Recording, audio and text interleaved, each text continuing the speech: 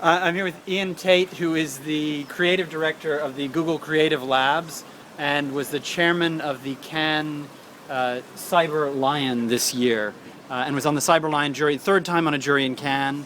What was interesting or new or different about this year? I think, generally there was a sign that the industry has kind of matured a little bit. There was work, the overall standard of work had gone up. I think there was perhaps less things this year than before that really sort of shocked us, but I think that's due to two things. One, I think in years when things are maturing, sometimes you don't get that breakout, and then also I think just we have this system now where people talk about work a lot more openly, and I think you see things from around the world all the time throughout the year. So when the time Cannes comes around, you've seen a lot of the work already. So the surprising piece of work from Asia or whatever else is kind of a little more uncommon now. So there's the breakaway thing is not that different. Were there any trends that you saw this year particularly striking? I think if you look at, and everyone should go and look at the things that won gold, I think, in the Cyber Lions. What were the big winners? Yeah, okay, so the two Grand Prix winners were, they were very different pieces of work. One was a kind of huge, ambitious product design, plus software engineering, it's kind of huge undertaking.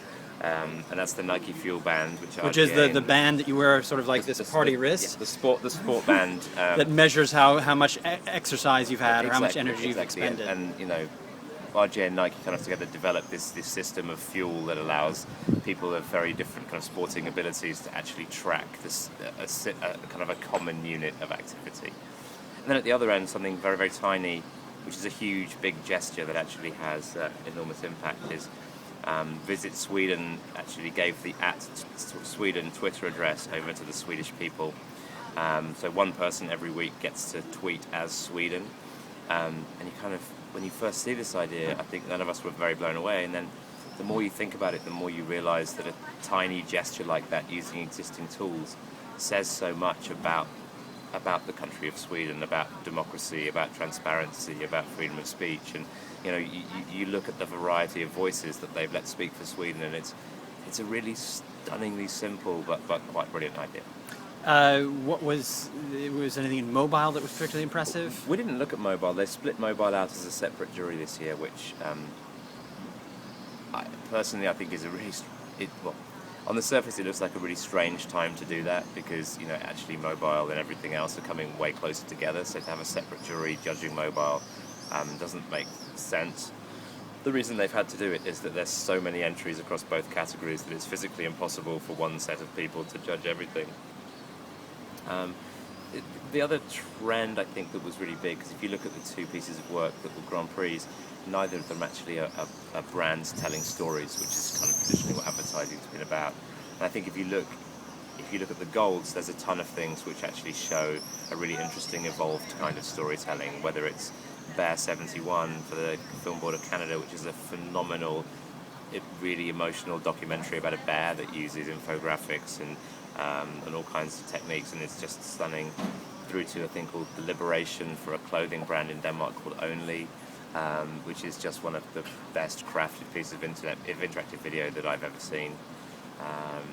So that's interactive video, documentary, and use of infographics. Yeah, and all of like those two pieces and the Rome project that Google did are all things that tell. What is that project?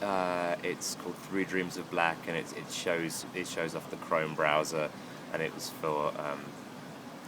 It's just a stunning piece of. It uses WebGL, the 3D technology, combined with film and animation to kind of tell a really nice story in just a really super impressive way.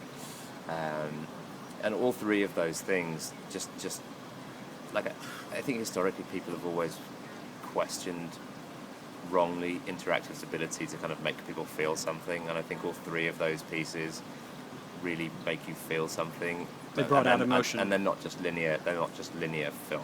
So I think that's a really healthy thing for us to see. What is the biggest change in the entries from the last time you were on the jury? When was the last time you were on the CyberCon jury? Maybe 4 years ago.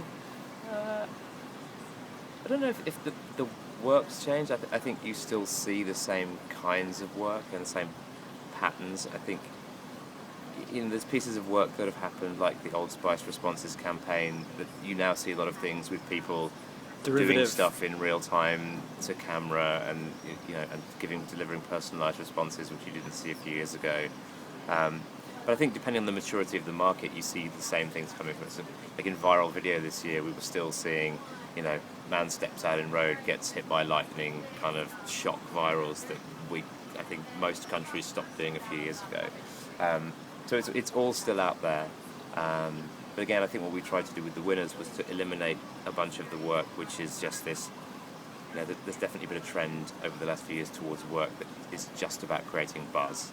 And now with Twitter and Facebook, it's very easy to make things kind of explode over the internet. And you see the case study videos with the numbers kind of shooting up, and that in itself isn't enough. It's like just getting raw numbers and just generating buzz with no regard for what you're saying and what it means. I think is something we were trying to strip out. And hopefully, when you look at the body of work that did well in cyber this year, you'll see that there's not so much of that kind of stunty conversation grabbing stuff that isn't appropriate for brands. As president of the jury this year, what would be your advice to some creative who wants to win the Grand Prix next year for the Cyber Lions? Where should they be looking? What are the pieces of advice to make it stand out?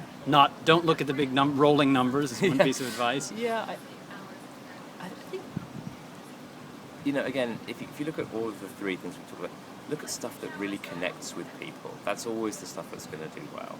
It's like things that just feel like they're, novelty uses of technology, or unless it actually has a real human connection, the work doesn't do well. So, again, if you sort of look at the things that, and I think this body of work did from this year, things that won, they all have some sense that I can see how that would connect to a person. Emotion.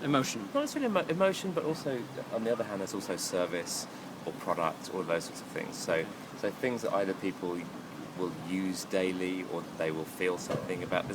There's such a wide spectrum of work that falls under digital that it's really hard to give kind of generic across the board advice, apart from think about who's going to be using this and why they're going to be using it and what they're going to feel when they use it. Excellent. Thank you very much, Ian Tait. No problem.